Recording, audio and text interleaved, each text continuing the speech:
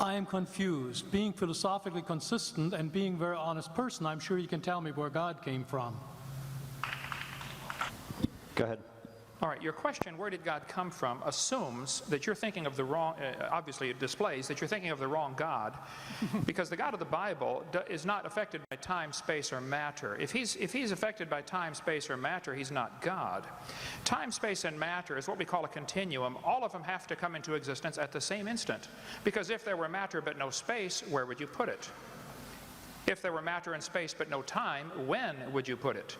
You cannot have time, space, or matter independently. They have to come into existence simultaneously. The Bible answers that in 10 words. In the beginning, there's time. God created the heaven, there's space, and the earth, there's matter. So you have time, space, matter, created a trinity of trinities there. Just, time is past, present, future. Space has length, width, height. Matter has solid, liquid, gas. You have a trinity of trinities created instantaneously, and the God who created them has to be outside of them.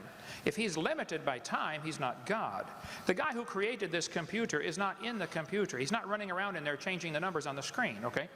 The God who created this universe is outside of the universe. He's above it, beyond it, in it, through it. He's unaffected by it.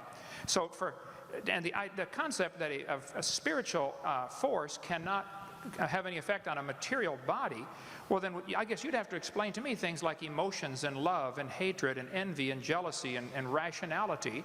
I mean, if your brain is just a random collection of chemicals that form by chance over billions of years, how on earth can you trust your own reasoning processes and the thoughts that you think? Okay, so your question, where did God come from, is assuming a limited God. And that's your problem. The God that I worship is not limited by time, space, or matter. If I could fit the infinite God in my 3-pound brain, he would not be worth worshiping, that's for certain.